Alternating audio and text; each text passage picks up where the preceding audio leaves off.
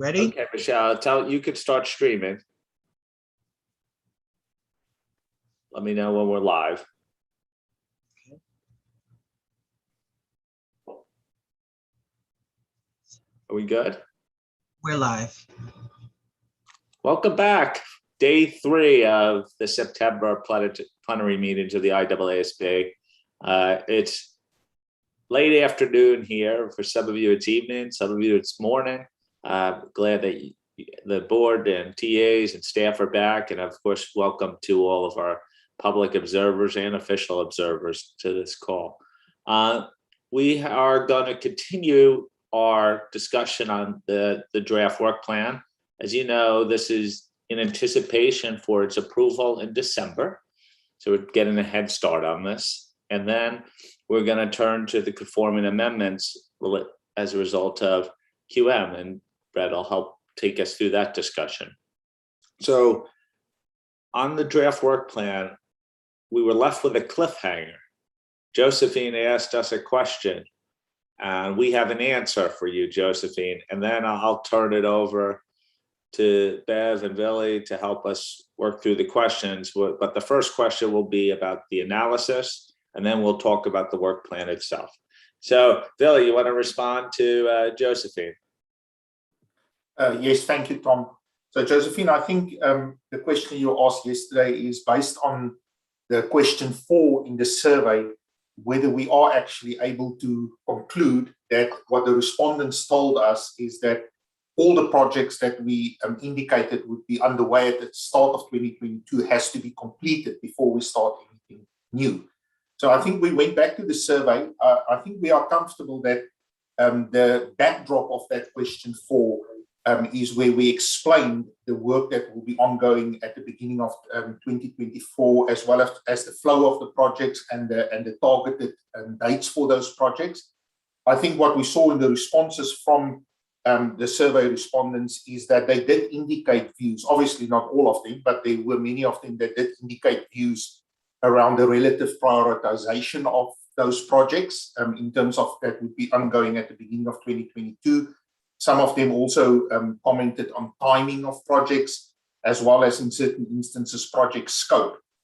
I think what we also need to remember, and we did highlight that as well, is that projects can certainly start as other projects complete. So as capacity starts to open up, we can start with new projects. And I think we indicate in the draft work plan that staff can start with a project in the background probably 6 to 9 months before we will have the first plenary discussion at the board level. So I think there will be a sequencing of projects completing and new projects starting. And in all of this, we spoke yesterday about the detailed quarterly work plan that we will also post on the website, is we are also trying to create a little bit of capacity that we are able to pivot if something in the environment changes or because of the implementation of the monitoring group proposals, etc. So I don't know if that answers your question, but we are comfortable that we can conclude that we got the direction that we should continue to prioritize these projects, but in the context as I've explained. Josephine, does that make sense? Yeah, that's fine. Thank you very much. I just wanted to double check that we weren't reading or inferring anything that wasn't actually there. So thank you. I appreciate that. That all makes perfect sense. Thanks. Thank you. Okay. What I thought to do, I think if you can see the slide that's projected on the screen, I think we should probably deal with question 1, and particularly the analysis of the stakeholder input set out appropriately. I think that's an important due process question, because the next thing that follows is what we're going to do with the analysis. So as it relates to 1A, how do people feel that the analysis is appropriate of stakeholder input as set out in sections 1 through 4 of agenda item 4? Any comments? Anyone, I guess, disagree with it or have something they want to add. Okay, I see no hands, so I think people have the ability to read the letter. I mean, the analysis and the survey results, and IAASB's letter as well, and are happy with what the staff have prepared. So the next question really is what we've done with it. And I guess that's formed in the planning committee's recommendations and then the initial work plan draft. And I may, as we go into this, maybe it's from a process standpoint, good for Villy and Bev to explain how we will incorporate this and how this will lead to a final product in December. And how, Villy, do you want to just describe where we're going from here to December, so that may color the way people input to us? Okay, no, I'm happy to, Tom. So I think we had a slide on yesterday where we've indicated, obviously this meeting is where we provide the board with the feedback and the initial draft, and we hope to get your feedback today. After that, staff will incorporate those comments in a turnaround document, which we will then also take to the planning committee. Like we said, the planning committee acts as the task force for this work plan. So we'll probably have a planning committee meeting towards the end of October. And then what we want to do, because just taking into account that in the December meeting, we'll have the approval of ISA 600 and we will have the approval of the fraud project proposal. We really want to make sure that the December session on the work plan, we'll only have capacity for a December session on work plan that will really just be one session to approve the work plan. So there won't be a time to do a third.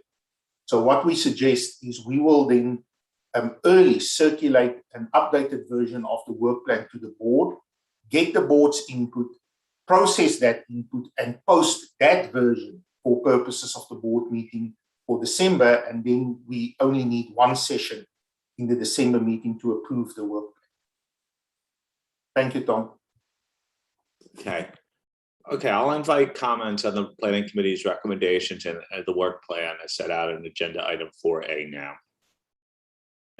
Anyone want to lead off?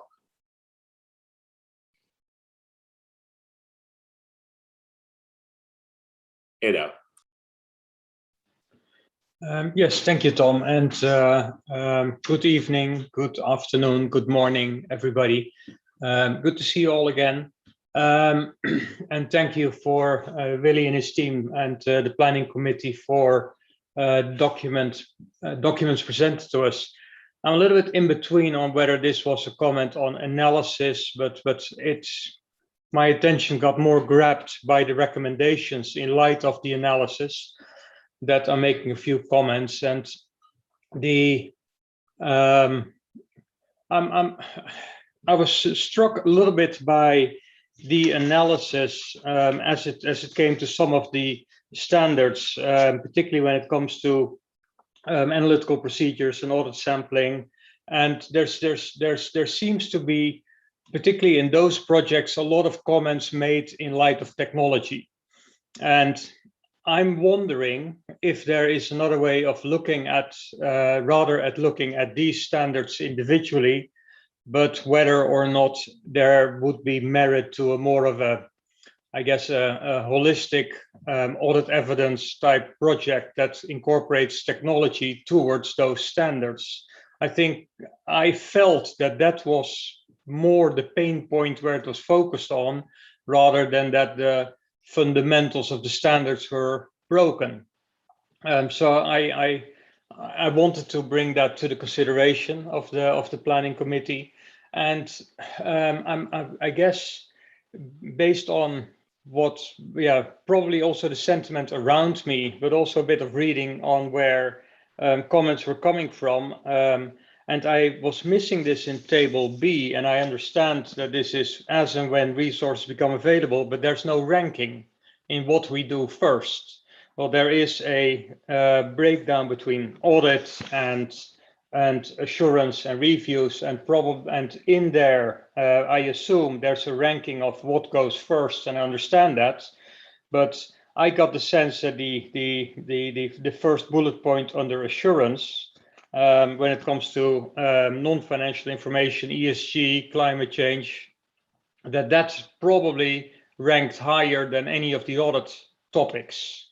That may be just my gut feel based on reading it, but I was missing that sense of priority. What are we going to focus on first? And I guess, yeah, that's maybe something to consider. And I'll leave it with that, Tom. Thank you very much. Okay. You raise a point about audit evidence and technology and the holistic approach, which is something we heard clearly in the comment letters. Anyone else? It's an important topic, and I want to focus on this before we get to others. Not that others are, but I assume that maybe others want to come in. For those with their hands up, could you physically raise your hand if this is the topic you'd like to come in on? Okay, so Diane, Chudley, you go first, then Diane, and then we'll get to others.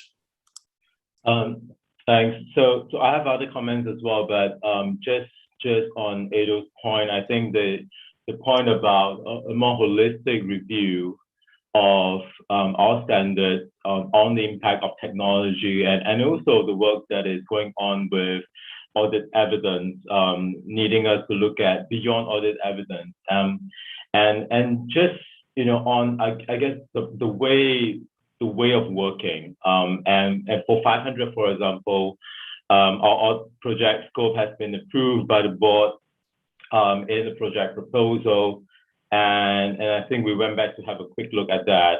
It does not necessarily cover a more holistic review of everything else, like 520 and 530, and I'm seeing in paragraph 29, A and B in particular, saying that we could potentially do that. I'm just wondering, administratively, is that something that is possible for the task force to administer, given how the project proposal is being approved? And I tend to agree with what the respondents have said in terms of how we should be approaching this particular project. So it's really just a question in my mind, if the respondents are saying this and in the paper, this is what we're suggesting, is the task force able to actually proceed with that kind of approach if they decide to do so?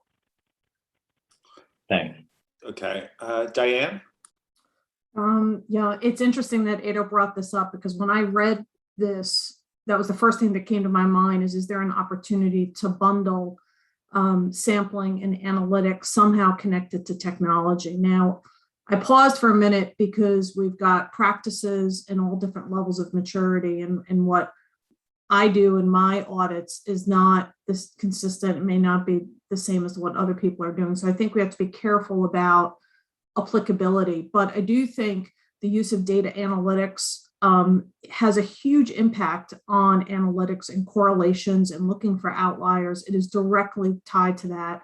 And then obviously the ability to use data analytics allows you to look at 100% of a population, how that work goes, has impacts onto your sample sizes if you go back to the audit risk tables and some of those data points. So I think there could be an opportunity. I don't know if it needs to be a standard setter. It could just be done through application material in terms of bundling some of these questions and challenges that maybe the practitioners and others are seeing out there into something dealing with technology. So I would be supportive of that. I also agree with Ado, just trying to understand the priorities of where all these pieces landed, but I do agree with there's an opportunity to bundle. Thank you. Okay, so of the people with hands up who want to come in on this point, I see Josephine. Josephine, come on in. Yeah, thank you. I agree with Ado. I agree with Diane. I agree with Chun-Wei on this completely. I was slightly disappointed by what seemed to be the fact that all the hard work the technology working group are doing in terms of non-authoritative guidance, the work in ISO 315 and so forth, the work in the quality management standards that we've done in this area, there still seems to be that need for yet more. And I do like the idea that ADO suggests of a holistic approach. I absolutely recognise Diane's caution on applicability. I think we do need to take that into account.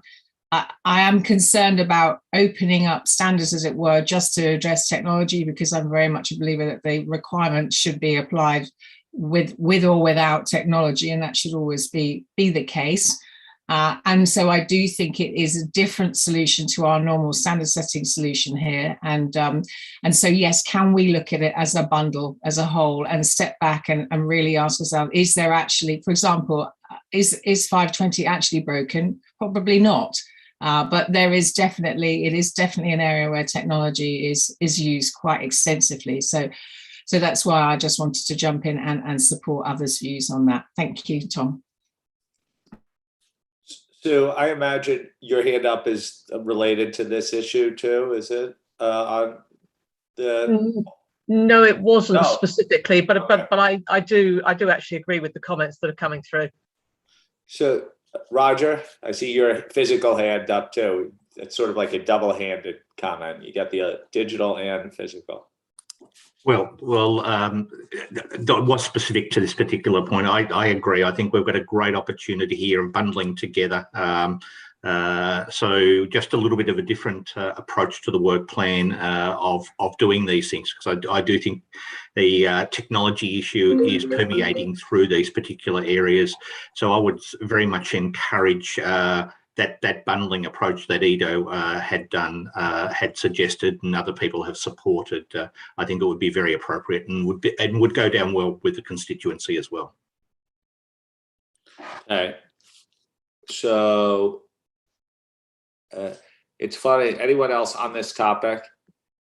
You know, we do these pre-board meetings with staff, and I sit down and we talk about what are the types of topics that we're going to talk about at this meeting. And this was, on this topic, the number one we were anticipating comment on, and along the lines that were being discussed. Clearly, that was one of the strongest things that we heard. I didn't see anyone thought that what we were doing on audit evidence by itself was wrong. In fact, right in many ways. But what more with technology, and will that be sufficient, is how I read it. And that's sort of the steer we're getting from you. And there's the question of whether it extends merely to the 500 series or beyond. Billy, I don't know if you want to share a little bit of our reflections on some of the options ahead for us. And we don't have decided today, but bring this back to planning committee. But why don't you share some of our initial thoughts? Thank you, Tom, and quite right. I'll share some of our initial thinking, but subject to the fact that we obviously need to discuss this with the planning committee in a little bit more detail. And I think, you know, when we look at this, technology is a pervasive topic, and I think that brings the challenge in terms of how we bundle, if I can use Diane's words, in terms of how we might bundle these things.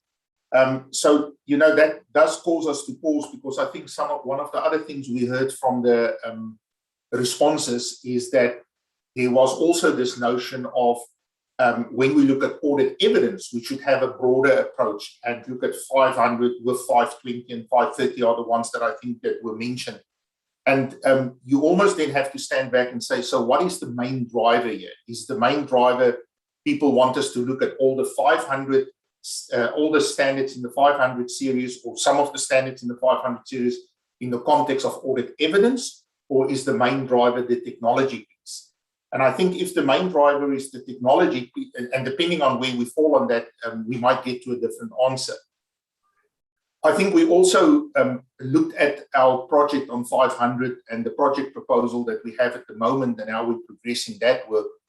And you will remember, and I'm sure Sue will correct me if I get this wrong, but the three main drivers of the audit evidence project is sources of information, professional skepticism, and technology. But I do think it is very important that we manage expectations in that regard, because although that project will address all three of those main drivers, it is in the context of 500 being a foundation standard that covers audit evidence, and that is a reference framework for the auditor throughout, as the auditor makes judgments about audit evidence and about information intended to be used as audit evidence. And yes, technology will be addressed, but to that extent, in that context.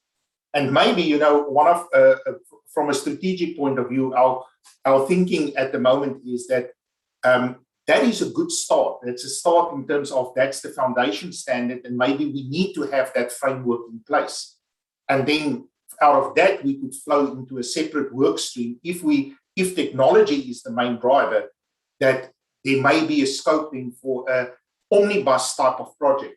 So those of you that might remember a few years back that we did an omnibus project on disclosures, where we took that topic, went into the standards that are affected and did that. And maybe we can do that type of omnibus project with technology being the subject matter, and go into, do we go into all the standards, or do we then just go into the 500 series of standards?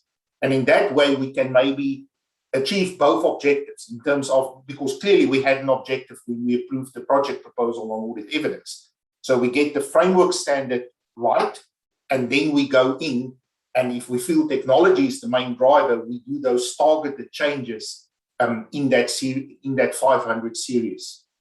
So Tom, I think that was some of the initial thinking, but like you said, that's all subject still to also a broader discussion with the planning.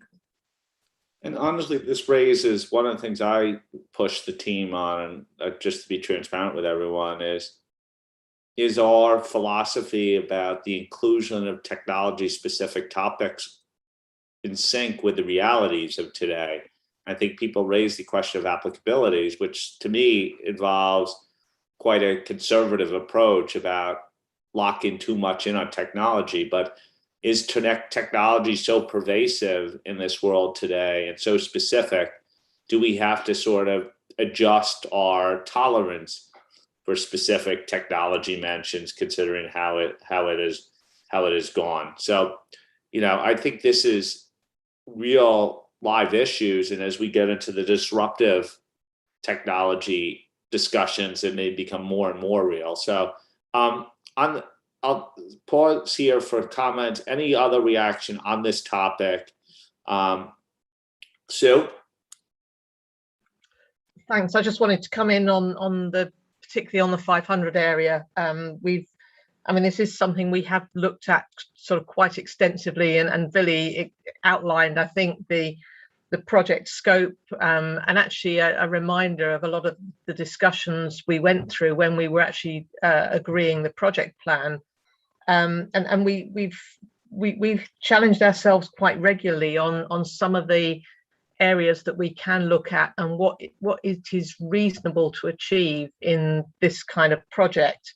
And probably one of the things we've been wrestling with is around the areas of kind of scope creep outside of the project plan. And that has come up most recently when we started looking at some of the consequential and conforming amendments, because there are a lot of areas that we could look at, but whether they are genuinely consequential and conforming from 500 is a real question. So I think this may not be the place, but there's obviously a lot of stuff that we are doing already.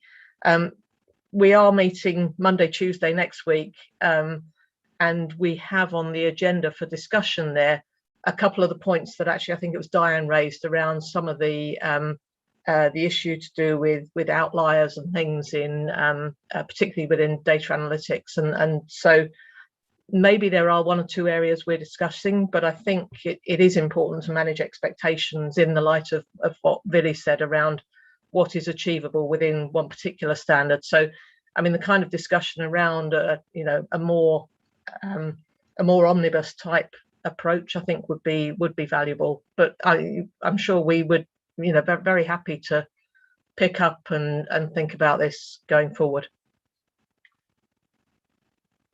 Thanks, Sue. I think this goes very much to Edo's point originally, though. One of the things that we could use our work plan for is sort of signal what's next. If we had sort of a direction to say, yes, we need to keep 500 scoped tightly in the way that we are because it's manageable, but we heard the comments that clearly came in and the expectations and the realities. This is the way we plan on building upon that foundation or addressing those other concerns, right? And that would be sort of next up type issues going forward and give a sense of what the prioritization is. I think that's responsive. Someone just raised their hand new on that point. I sort of need physical show of hands who, if they want to come in following this on this specific topic. Okay, Philly? Yeah, Tom, I just wanted to also, in the context of managing expectations as well, just want to say, and this was very good feedback, but remember, it also then still boils down to, you'll remember Bev explained yesterday that we've got this big pot of topics, and certain of those have now risen to the top, and we had the 8 topics that we took to our stakeholders, and some of these other issues came up, and that's all fine, but we will have to make a work plan decision in the context of available board capacity and staff resources, and so it will come down to that, and that might mean a little bit of a trade-off between doing one project versus another project. Thank you. Okay, that was a good discussion. I just wanted to focus on that point. We anticipated a discussion there. Anyone who wants to comment on other matters, please raise your digital hands again, and I'll come back to you. Okay. I think Sachiko has had her hand up the longest and dropped it and then raised it. Sachiko, it's your turn. Thank you very much, Tom. First of all, I just want to say I think it's really great that we have received 100 letters. I think it is the result of the hard work, particularly the team and the staff done. So I want to congratulate everyone's hard work. And my comment is on non-financial information. I think the situation surrounding disclosure and assurance on financial information has evolving so quickly, and new developments have been occurring one after another. I think it does include not only the movement in EU, but also others as well. For example, one thing I noticed is that FSB, Financial Stability Board, issued in July, I think, a report called A Report Promoting Climate-Related Disclosure. And the report suggests some recommendation about third-party assurance on climate-related disclosure in the longer term as appropriate.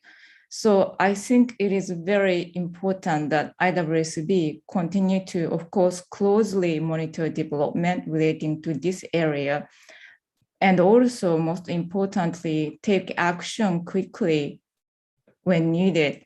So I think some notion and recognition about it in the plan may be very helpful.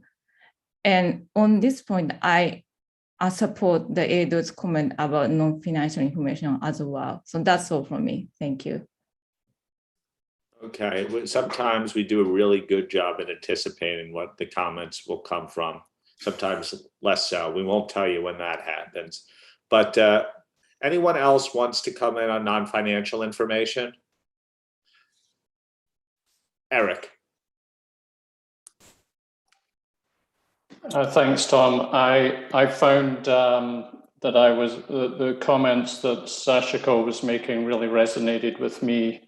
I really think our work plan needs to create some space for monitoring the environment and really being on top of what's happening and identifying where things could really bubble up quickly so that we can react quickly. Not just the longer term project nature of a lot of this work. As an example, if there's a prototype sustainability standard comes out quickly, is it auditable? What are the implications for our standards? Can we comment on, can the board comment on things like that as they're evolving? Because as Sachiko mentioned, the pace of change is really ramping up, and I think it's something that we really, as I say, need to create space for so that we can stay on top of this. Thanks. Okay, thanks. And just Lynn, I see you next. A rigorous wave is gets you on next. But this is partly the reason we broke this part of the work stream out to indicate it. But yeah, I think we may need some other mechanisms. The intent of it was to signal that we were willing to dedicate time and resources at the board in a thoughtful manner to it, and that it would be simultaneous to audit-related matters too. So it wasn't competing necessarily with audit-related matters. Lynn. Good morning, everybody. And Tom, I know I'm on the planning committee and shouldn't be talking at this point, but I just wanted to reinforce what Sachiko and Eric said. I think this is the big new game in town and we need to keep on top of it. And that should include the possibility of opening up 3,000 for review.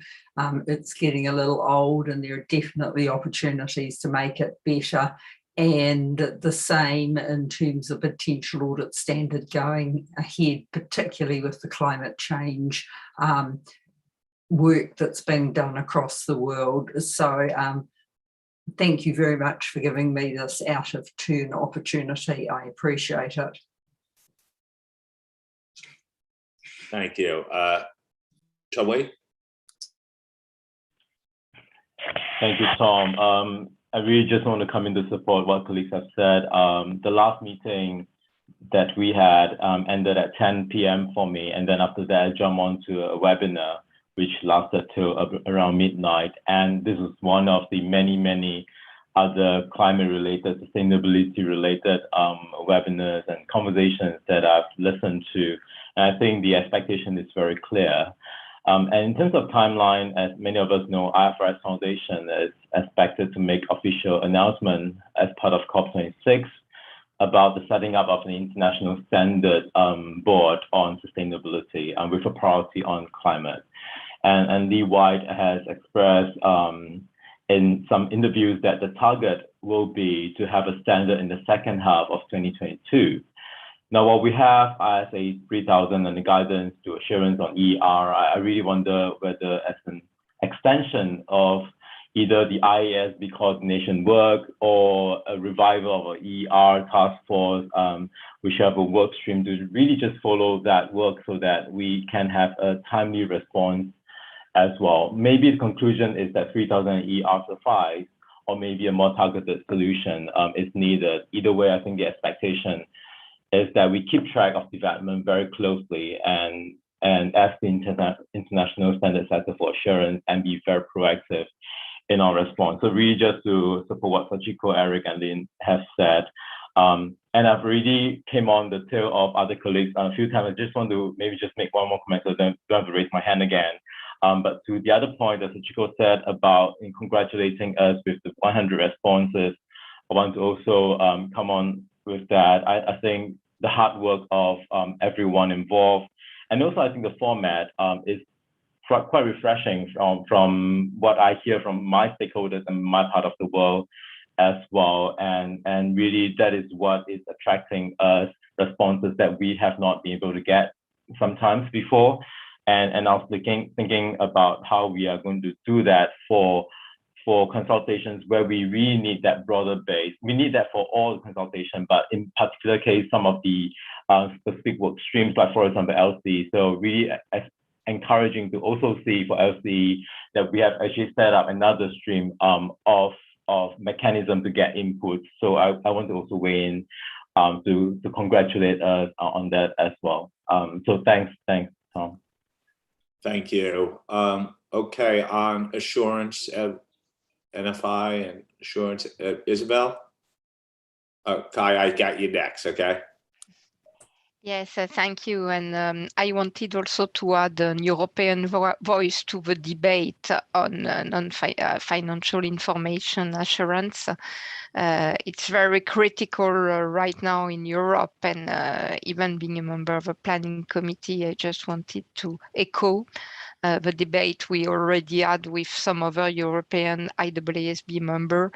It's really critical because not everybody is considering the work we did on EER, maybe because they consider ISAE 3000 is not enough subject specific. And so other players are starting right now to develop something totally new.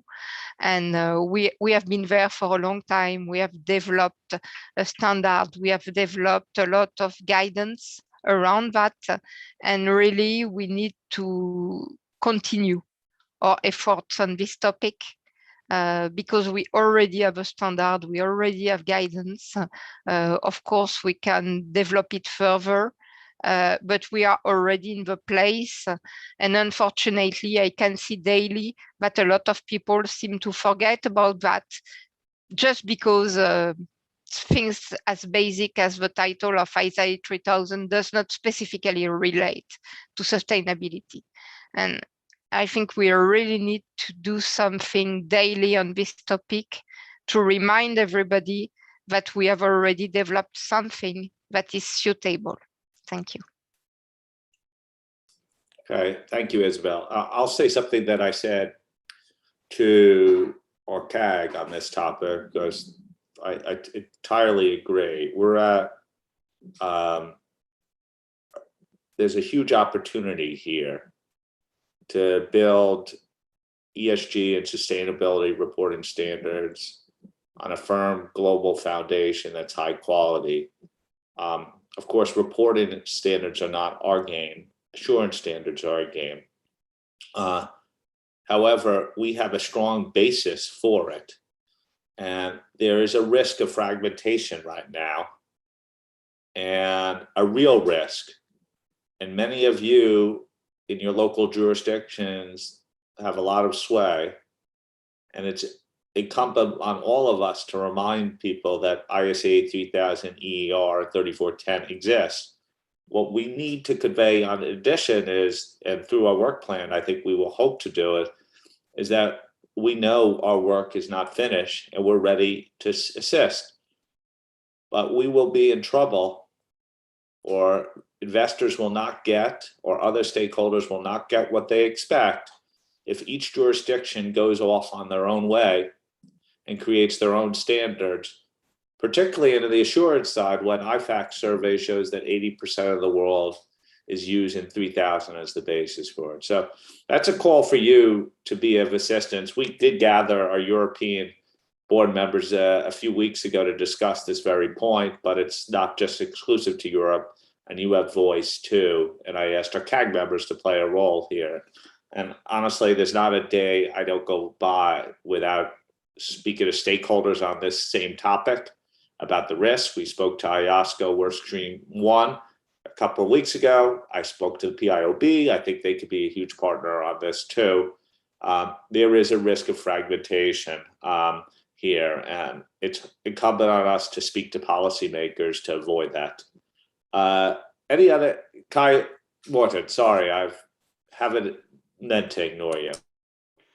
That's fine. It makes it easier for me now, since that I support what's being said here on non-financial information. It is boiling up to be one of the hottest topics on the table right now, and I think as you just summarized, Tom, it is something that we need to continue to signal out that we're ready to move on, and I think also show that we're ready to do something in addition, rather than just saying that we have 3000 and ER and that can be used, because as Isabel also said, they're looking for something more specific, and I think, as you said, Tom, that is what we're doing. So very happy to do that.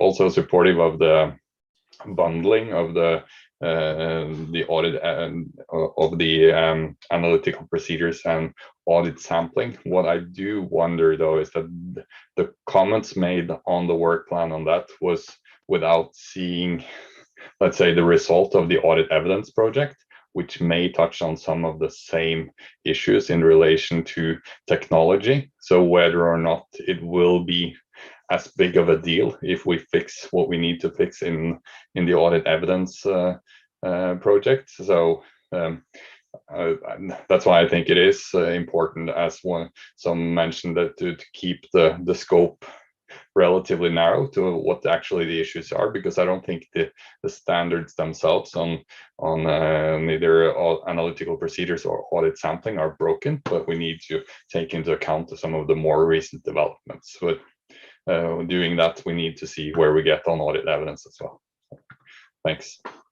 Thank you. Let me summarize what I've heard, and I'll invite others if they want to come in on NFI after this, as the following, is that we have to do a better job in our work plan publication to actually signal the intent here, which is that we are willing to act in this space. We are, in fact, we'll consider resourcing this specifically, ready to go.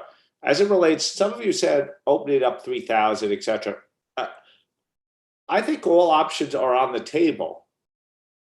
However, I hear a lot of unspecific commentary on 3,000. It's not good enough. It's not, but I don't, EER is not sufficient. We need more specific standards. Some of it obviously is very dependent upon what's happening on the reporting side. Some of it is non-specific, and I'm not sure informed by evidence, but with evidence, we're ready to move. I just, like we do with the framework for activities, we need to be informed by a specific piece of evidence about where 3,000 is deficient for the needs of users and other stakeholders out there. And we should be ready to act. And this could be, I think we've proven that we can act quickly, as we have with LCE when we put our minds to it. But I do think it has to be informed by evidence too, as well. But I am aware of what people say about 3,000 and ER. And so, yes, we know we're not ready for it, but I think we do have to somehow signal this more clearly in our work plan. Anyone else have anything to raise on NFI related? Diane? Yeah, I mean, I would just come in. I think folks are aware that I was part of TCFD. You know, I was back in 2016 when we were sitting around the table trying to come up with the recommendations. I will tell you that as we developed those recommendations, we met with, 2,500 different organizations to understand what they're disclosing today, what their objectives are, what are their financial measurements, greenhouse gas emissions, use of electricity, so on. And so I think, to your point, Tom, I personally think we need to do something specific on climate, because it's a more complicated topic than I realized when I went on the TCFD, and much to their chagrin, they had to bring me along and explain to me what some of the issues were. But I do think it involves financial and non-financial. It could have audit implications, assurance implications, reporting implications. So I do think it's a fairly complex topic that may be worth, as you said, kind of getting a little bit more grounded, getting some more evidence as to what the challenges are, and then having a more informed decision as to what direction to go into. So I would just share that perspective with you. Thank you. Right. And gathering evidence does not mean endless study. Roger? I'll come in on this point too, Tom. I think we're well placed. We've always been thought leaders, especially in the area of climate change. And I think that our standards are there. I think one of the challenges for us is that as the reporting frameworks are evolving, is that the breakdown between audit and assurance is also breaking down. We're getting subject matter that are combined, and our dichotomy between audit standards and assurance standards is being challenged. And climate change and TCFD is a good example of that, but it's only one example. So, I think even as we set out this work plan where we draw the distinction between audit and assurance, It's been challenged in practice as to where we're getting these subject matter frameworks, which really cut across both of those, and how you combine those is a challenge for us going forward. So I think we are well placed. I think we should play thought leadership, but I think that's one of the challenges going forward, which sort of resonates with what Diane just said on climate change. Yeah, and of course, Roger, one of the things I've been talking about, which is resonating with securities regulators too when I speak to them, is that in that blurred line, there's a risk of conflation right now too. And by conflating could undermine confidence in financial reporting as well, recognizing that non-financial information is evolving and maturing field. So, all of that's involved. It just shows the complexity of it and why we need to really have dedicated expertise and thought process to it all. Josephine? Yeah, I was going to jump in on ESG, but I think it's completely covered, and I agree with everything that everybody's been saying and totally support the direction. I just wanted to also raise another point on a different topic. So if we're still not ready yet, we're not ready for that. I want to make sure we're clear on it, but you have the floor that's next. fine. So I'll stand down until this one's finished. Thank you. Okay. So were you leaning to cover on ESG and non-financial? I had a similar point to Ido actually about the prioritization, but actually you put down a challenge around 3,000, and so this afternoon I was giving a presentation around EER and 3,000, and just an observation is that we may have a kind of a packaging issue, in that the first thing I had to do was simply explain what we have in the tool bag already. And some of the phraseology. So it may not be as big as we think, but it might be about making something sort of more current. And then for the record, I agree with everything that's been said. I think it is really important.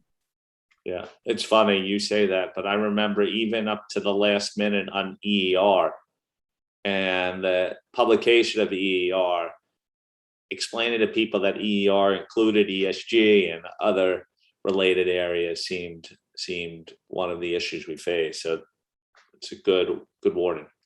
Okay, do you think we've covered non-financial information assurance adequately? I think the planning committee will take this all into account in the next version.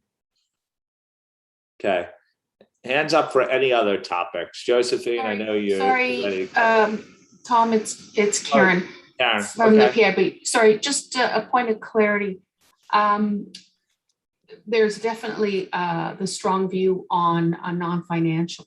Does that mean you're going to wait until the existing projects are completed to do work, or are you going to move it up? So the way we think about it, I think it goes into what Billy described as work that we would begin, assuming we get the resources to do it,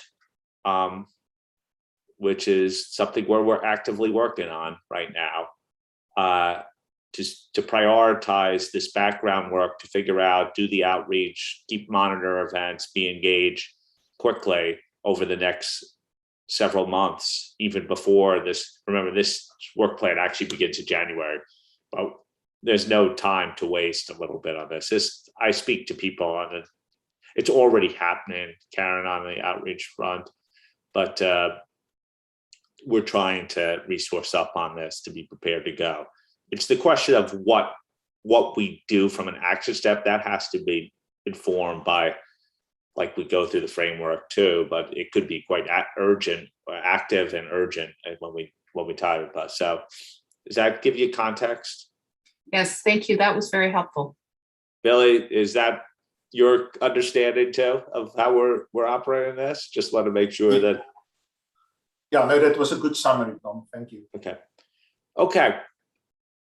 Any other comments on the work plan? So we're 2 for 2 right now. Let's see if Josephine can make it 3 for 3. Okay, thank you. And now I'd like to take the opportunity, if I can, to thank Bev and Jasper and the staff for all the hard work. I had an opportunity, and yesterday I jumped in on my question without even saying thank you. So I just feel awful. So apologies, but thank you all. Clearly, the turnaround was incredible. 2.5 weeks, amazing. So really appreciate that. My topic is actually the joint audits subject, and it is to Ado's earlier point about the priorities and where are we putting everything here. Perhaps I've misunderstood, but there seems to be a desire to go directly to standard setting or exploring standard setting in this area. I'm not convinced from what I've read that it is such a prevalence globally that we really need to act on it, or it's really high priority. Perhaps it's something that could be better suited to non-authoritative guidance. I understand in the jurisdictions where joint audits are more prevalent, mostly the national standard setters have addressed the issue of tying in the fundamental requirements of the auditing standards together in that situation. I mean, I may be wrong, but so that's what the impression I get from the feedback. So I am slightly worried that this one could take a priority over others that I believe are much more important. So sort of firstly, back to Ada's point, we do need some kind of prioritization here, and perhaps some of that can't really be done until you go through some aspect of your framework of activity there. But also I am slightly concerned about the what's being implied in terms of joint audits. Thank you. Okay, Sue. Thanks. I had another point around the timelines for the existing projects in process, which I kind of raised yesterday. But I think in the context of the work plan, it would be helpful to articulate why there are changes if there are there, and for us to understand that it's I don't think it's as transparent as it could be. And I'm particularly conscious in the case of 500 and particularly given the discussion we've just had around the scope and potential further feedback. Timeliness is one of the public interest issues. So if we are changing that, I think we need to be able to articulate why that is. Okay, we're noting this, so we'll respond. Roger? Yeah, I suppose my other points around the recommendations coming out of the auditor reporting post-implementation review. So it's a little bit over two topic areas. Look, we've done a very comprehensive post-implementation review. And I think as we work into the framework for activities, that effectively forms our research stage of our framework for activities. It is we've already progressed a lot of those areas with very specific guidance. So I think areas, and the one that jumps out to me is 720, which is not unrelated to other information as well. But I think that people are looking very closely at what is coming out of the post-implementation review and where it gets priority into the work plans. So I give consideration to that. That's a discussion we're going to have tomorrow. Obviously, it will feed in whatever we conclude on that will feed into this work plan. So we'll come back to that tomorrow, mostly, but it's good warning to us. Diane. Thanks, Tom, and apologies for coming back in. The one other topic that I just wanted to talk about and just mention is cyber.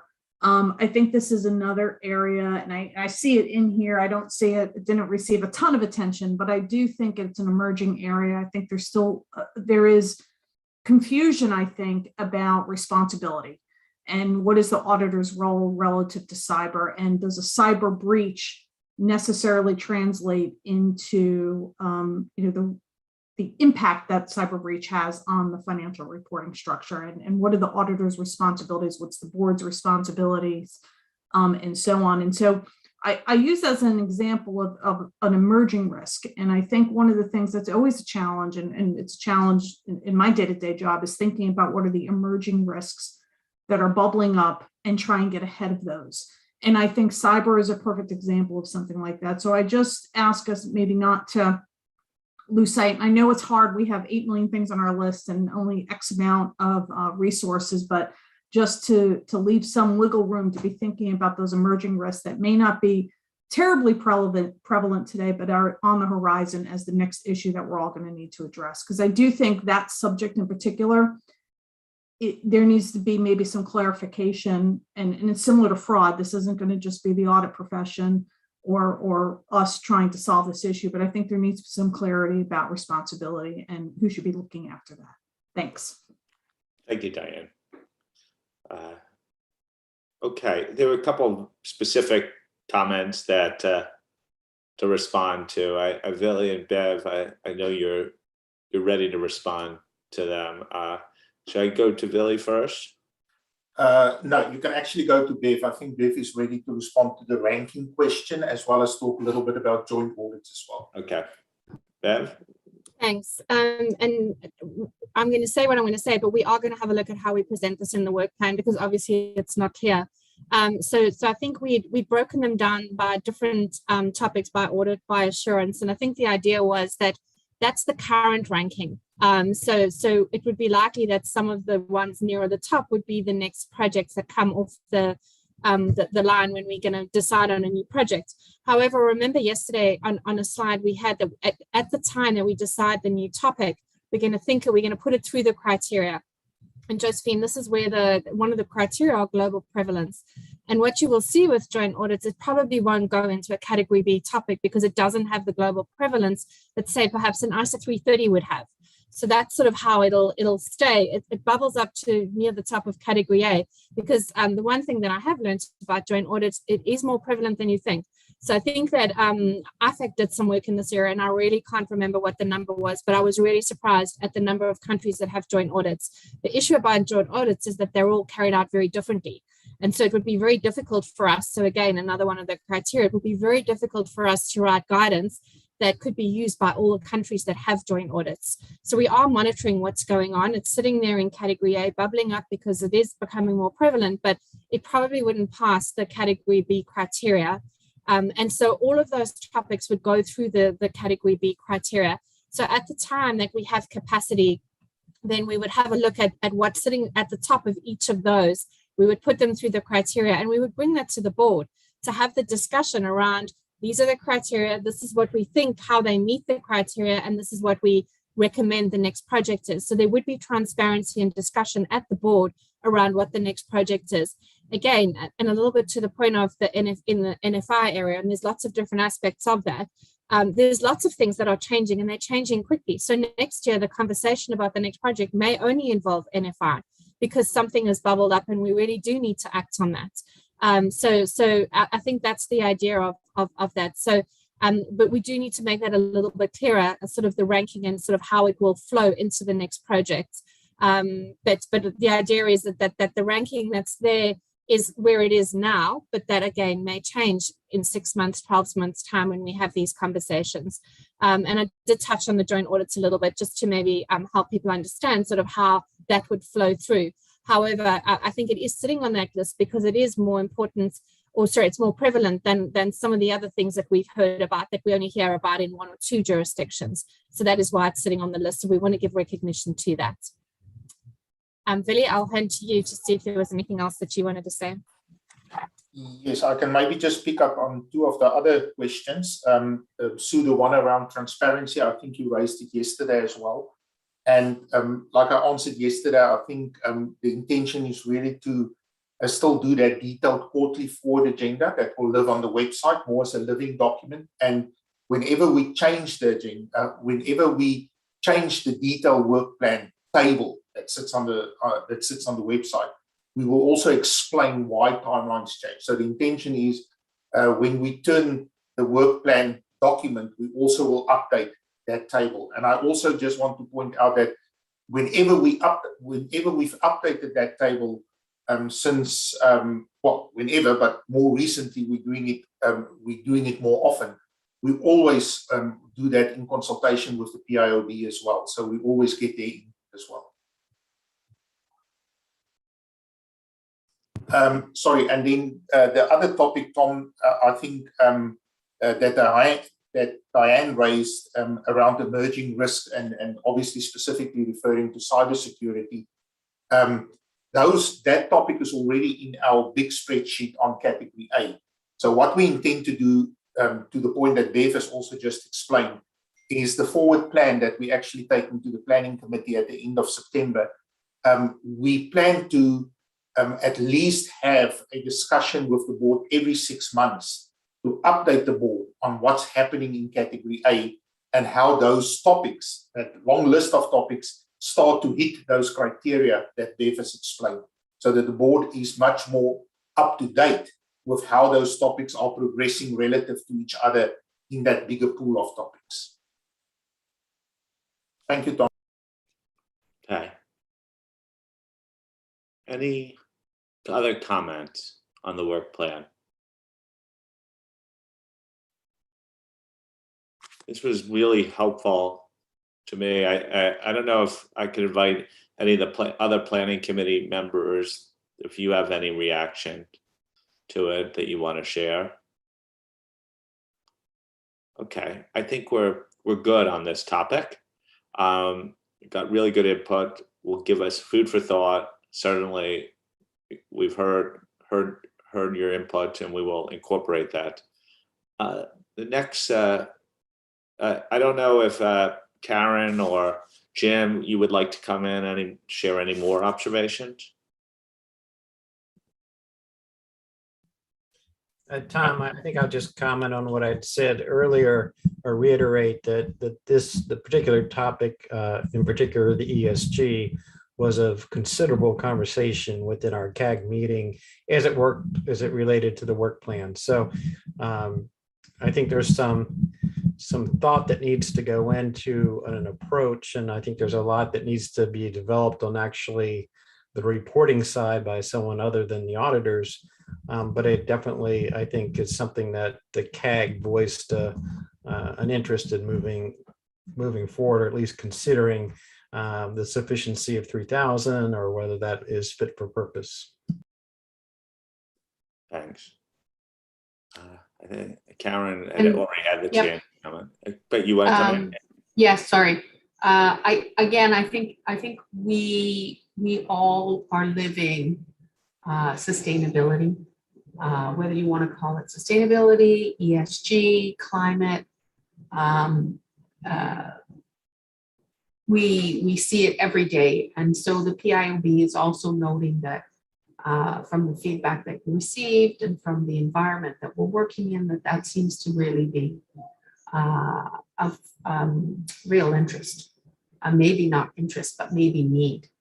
So it was very good to hear the conversation today, and I was very encouraged to hear these great minds today talking about an issue that's really of so much importance to everyone. Thank you.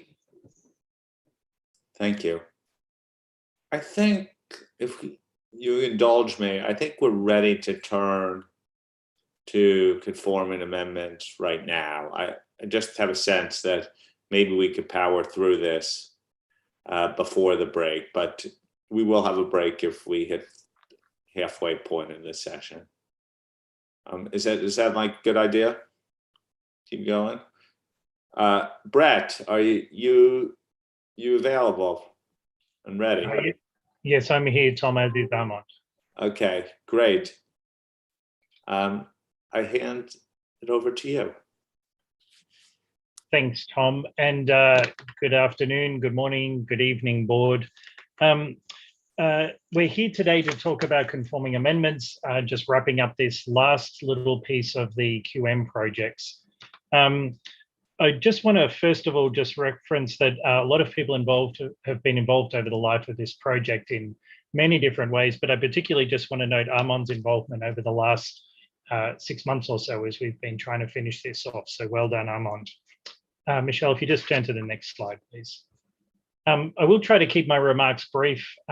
It's not a terribly complicated exercise, and obviously that you've all got the papers, but I will just highlight a few points.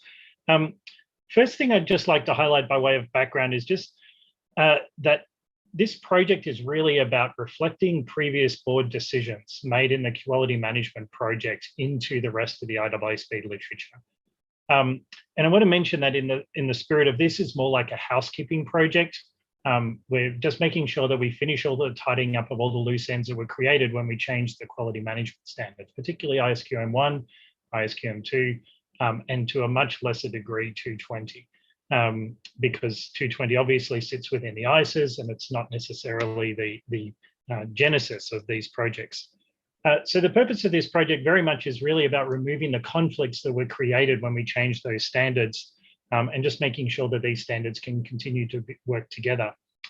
And just to help with a couple of other points, we're not going to be approving the conforming amendments today. That will be done in October, so we'll do all the due process matters then.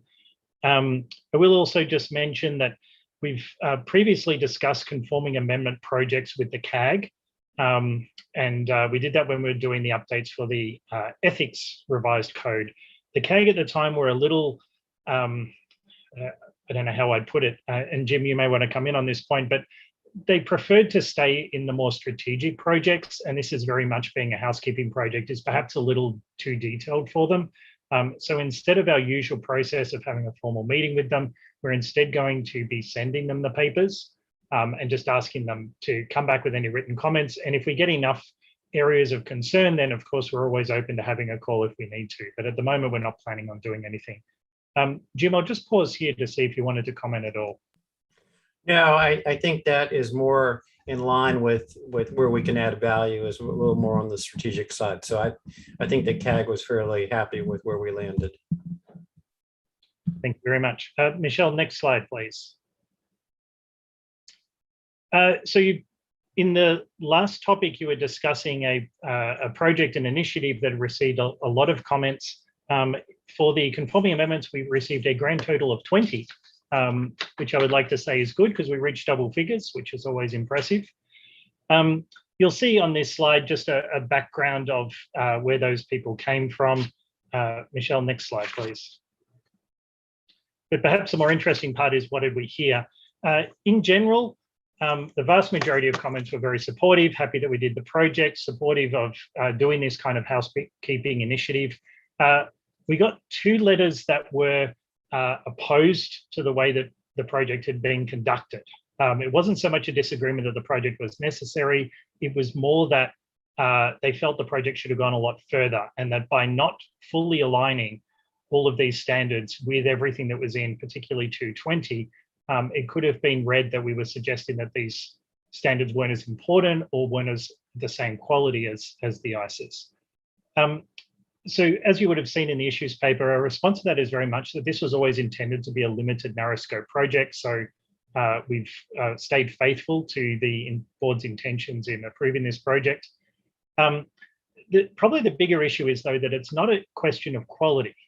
It's not a question that these standards are of lower quality. It's a question that the market for these services, the market for these assurance engagements is very different. The practitioners aren't necessarily the same, the firms aren't necessarily the same, and certainly the users of the assurance reports created or review reports created is not necessarily the same. So there is certainly a danger in assuming that that translates into lower quality. Of course, there's nothing to prevent the board from coming back and doing a much more fulsome review of those standards in due course. That would, of course, happen via the framework for activities process and the normal work planning process. Michelle, next slide, please. Okay, so Armand and I spent a fair amount of time breaking up all the comments that we received into 4 categories. The 4 categories are on your slide there. Probably the only one that's of great moment for the board is particularly that last one, the ones where we decided not to make the change that was requested. And I'll spend a little bit of time on those as we go through this next section. I will also just mention at this point that we did, as just part of our own internal due diligence, we did share this with a couple of standard setters that have, national standard setters that have done that. So I'd just like to publicly acknowledge that we did receive support from Si Wen from the Australian board and Jackie from the Canadian board, and we're very grateful for the time that they put in, looking at these and providing us with comments. Next slide, please. So just delving into the detail a little bit more, particularly in those areas where we didn't make changes that were requested. We did get, I think it was one or perhaps a couple of comments on ISRE 2410. This is a standard that hasn't been updated in any of our conforming amendments for quite a long time. It is in pre-clarity format, and our concern has always been that updating it is a much bigger job than it may seem to be on the surface. It's not just a matter of changing a few words. So we knew that when we did the exposure draft, so we haven't changed from that position. Probably a larger question is we did get a couple of people who wrote back about the definition of engagement team. And there were two issues here. The first one is, I think, a relatively significant point that's an outworking of the decisions that we made in the quality management project.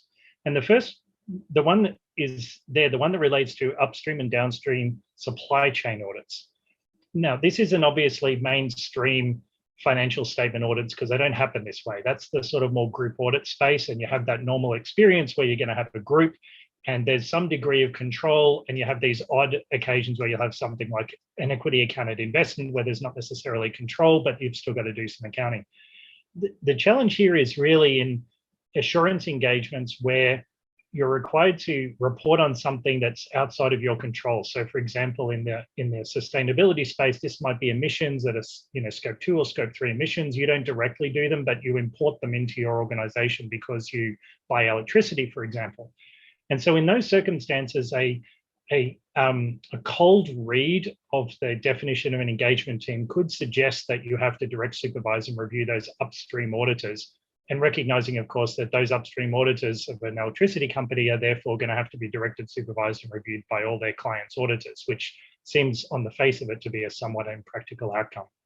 At the moment, what we're suggesting is that we need to be faithful to the quality management standards and the way that that was resolved in the quality management standards. So we're not proposing to accept, to back out of where we landed.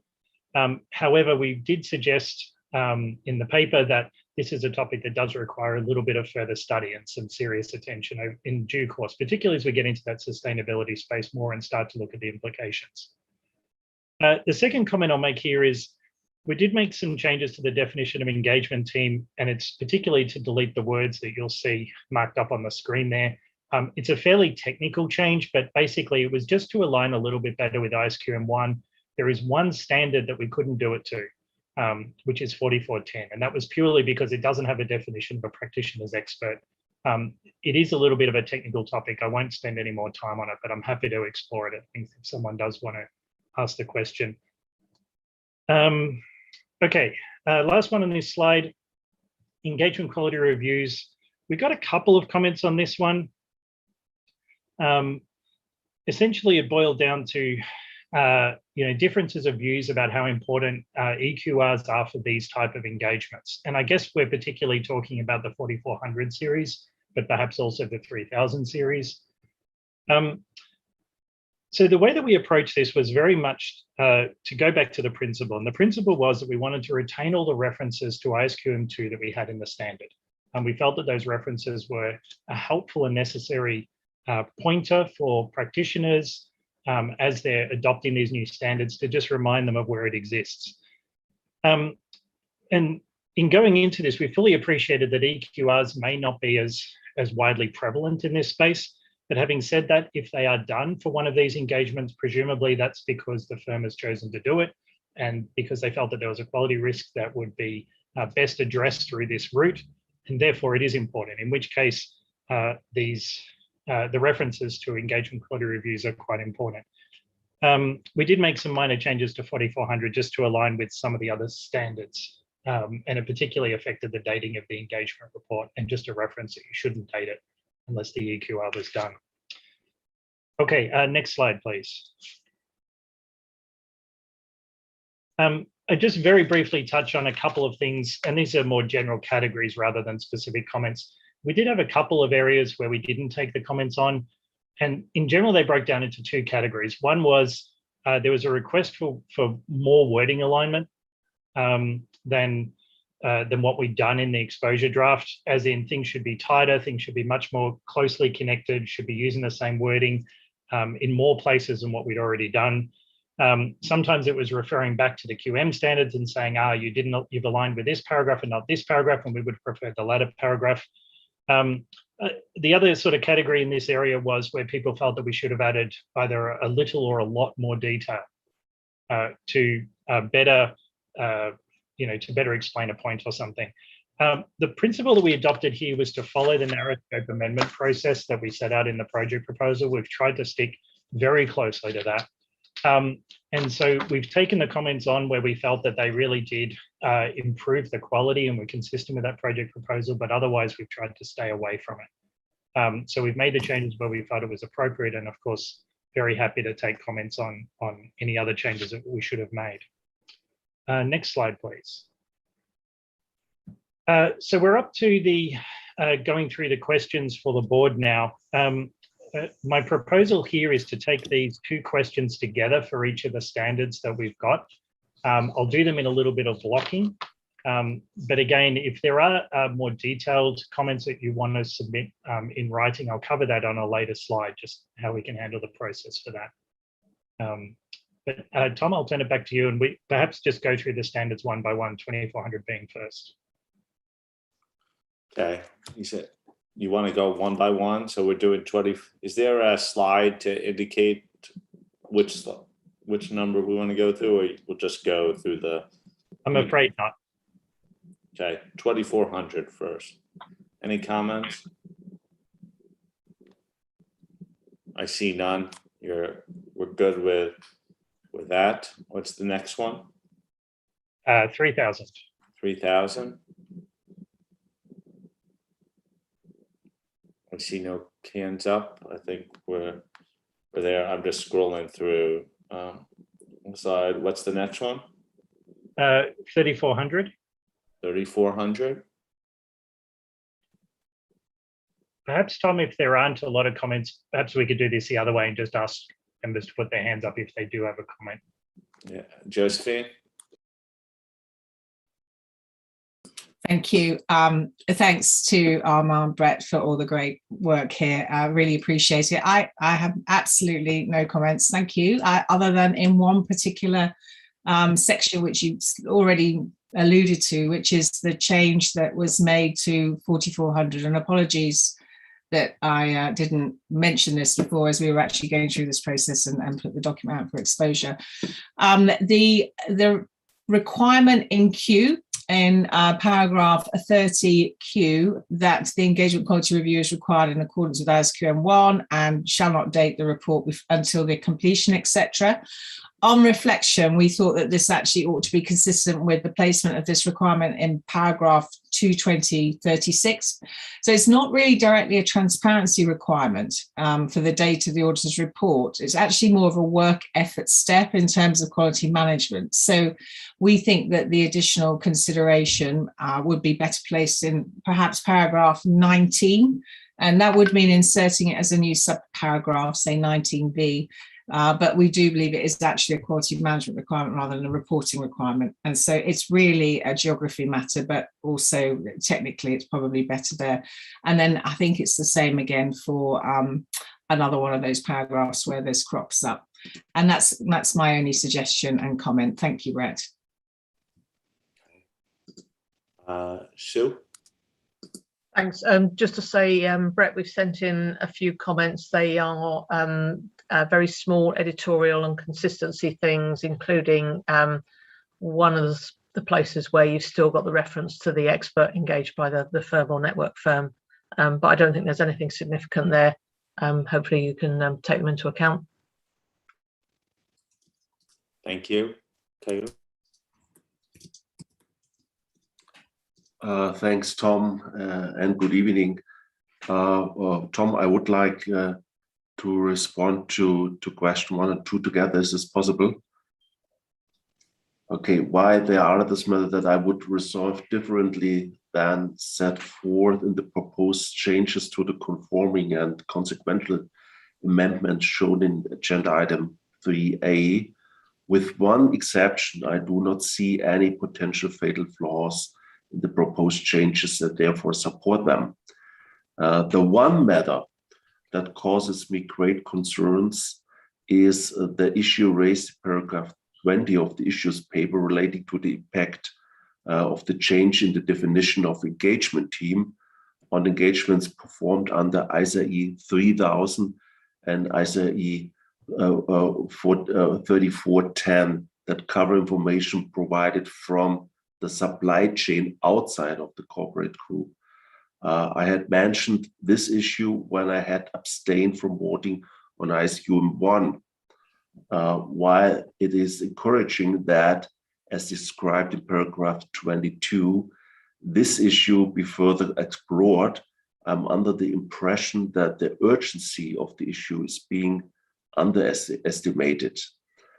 Let me tell you, legislation is in the process of being issued in the EU, requiring CSR reporting for many types of entities, even beyond PIEs, that will require the inclusion of information from supply chains outside of the corporate group, where having the practitioner direct, supervise and review of the practitioners assuring the information from outside the corporate group may not be a viable solution.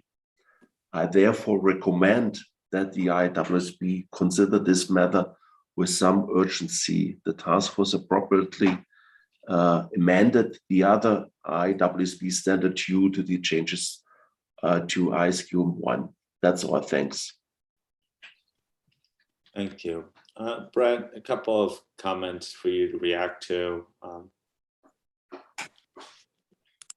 Yeah, thanks very much, Tom, and for the board members who commented. Let me just take that last one first. Koyuve, fully agree with you. I think there is certainly something there that does need to be investigated. It's a bit difficult to act when we don't have a clear understanding of the issue. So at the moment, I'm in a position where I feel that the board's best course of action is to stay the course, finish the job that we started with the quality management projects, respecting the fact that you did raise this issue back when we were approving the quality management standards as well. But to not approve this project would leave us in a worse position. We would have standards that are now no longer in conformity with the quality management standards. That's a very significant matter for everyone to have to deal with. Josephine, just your comment about the location of that dating paragraph to do with EQRs. Let me have a look at that. I did explore it in a previous version of this, and I found it a little bit jarring when I tried it in the quality management paragraphs. But let me have another look at it. Maybe it was, it's just maybe a second glance we'll find a different way to get to the same answer. So thank you very much for that one. Sue as well, thank you very much for the written comments you sent through. Yes, they will be very helpful, and I do appreciate those. Just that last comment that you made about the those words that haven't been deleted, I think you've hit upon the one place where my solution won't work, and we do actually have to keep the words in. But perhaps I might take that one offline because it might be a bit of a requires opening a whole bunch of documents at once to explain it. But if that's acceptable, I'll take that one offline. Imran? Thank you. Good evening. It's close to midnight and I got to be careful anything I say at this hour of the evening, but I'm sure about this that I'm about to say. Brett, thank you very much. With your change in role, this feels like it's part one of your farewell tour. But I know you've warned us that there will be another part to this in December still when we approve these changes. Brett, my technical advisor, Kumukwashe, has been running the South African project on this, and you can appreciate that the knock-on effect on locally issued guidance is substantial. We've progressed a great deal, and we've also used the methodology that you've used in making local changes, and it's been extremely helpful to follow this example. We're close to finalizing the process. Applying that back, though, in terms of what has been presented for this evening's meeting, we have just a handful of editorial comments, and Kumu's worked too hard on this for me not to send them through to you after the meeting this evening. So if you'll allow us to send us through to you, they are in the nature of editorial remarks. I think you may want to take them on board, but none that I have to raise in the clinic. Thank you. Thank you, Imran and Gumo, for that as well. Brett, I have no other hands here. You want to bring this? We just have one other question for the board, Tom. Okay. Michelle, if you just jump to the next slide, please. Okay, just the last thing to resolve here for the purposes of this meeting is just the effective date of these conforming amendments. I'm not really sure we have much of a choice here because we've already set the conforming amendment. We've set the data quality management standards, and logically these have to be in on the same date. I do just want to alert the board to, in general, we got widespread support from this. We did have a couple of exceptions. One was not in the nature of disagreeing with the dates. They were just pointing out that the dates can be particularly burdensome because there are a lot of changes coming through over a fairly short period of time. That came from an SME sort of firm background representative. The second one was just a comment specifically about the places in the conforming amendments which makes reference to a system of quality management, and that we need to be mindful and ideally put something in the effective date about the fact that the system of quality management has a different effective date to what we've proposed for these conforming amendments. The way that we've dealt with this one is, so first of all, for the first comment about the volume of changes, that's, I guess, a matter that needs to be considered in the fullness of time, but it's not really specific to this project. The comment about the ISQM1 changes, I've tried to explain in the issues paper, the proposal on how we deal with it.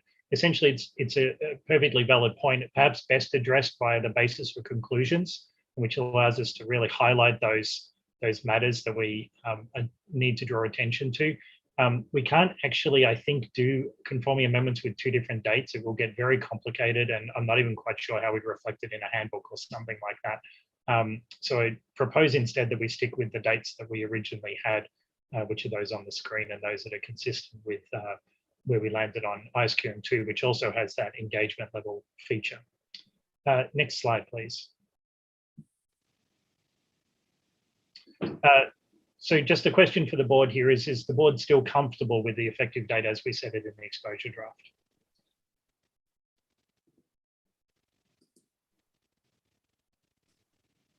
Does anyone disagree with that statement? I think everyone agrees with it, Brett. Okay, next slide then, please, Michelle. Okay, so just to wrap this one up, we will be doing the formal approval in October as planned. We will try to get the comments, the draft final conforming amendments out to you as early as we possibly can. If you do have any written comments on the drafts that you've seen in front of you today, if I could just please ask that you send those through by Wednesday of next week. We do have a little bit of time to do a turnaround, but I'm really trying to avoid any changes in front of that October meeting. It just becomes very difficult for everyone to manage the volume of papers required in this sort of an exercise. So if we can try to get written comments in by Wednesday of next week, that would be very helpful. And I think that's it, Tom. Great. Any other comments? Feedback? I'm not sure. Karen, Jim, any thoughts? Jim, we've already talked about the CAG process, so we're probably set there. I don't have anything else, Tom. Okay. Karen, anything? And nothing from me. Okay. I think we will bring it to a close. One thing I did want to highlight today, and if you've been following the LinkedIn for the IAASB today, is about the electronic handbook, right, Bev? And that's available, and that's great. Anything to say about, I see we're publicizing it today, may not have just been today. It's the actual, the blue book, the normal handbook that came out. And then tomorrow we're going to have a presentation about the electronic handbook, which will come in the next month. Yeah, okay, great. That's the extra half hour tomorrow. So, okay, well, great work to everyone. Good day. For those who are at the end of their day, you get a little more sleep, so I'm happy for that. Len, would you like to come in? Yeah, Tom, thank you. I just want to remind the board and TA there's a survey out there for our planning for a possible December in-person meeting. So for those who haven't responded, I would appreciate them respond the survey. The deadline is tomorrow. Thank you, Tom. Great, thank you. Okay, I'll bring the meeting to a close. Great session today, really informative. I would take, if anyone who listened to us today knows that we're serious about ESG and sustainability and assurance related to that. So that's an important message to give out to people.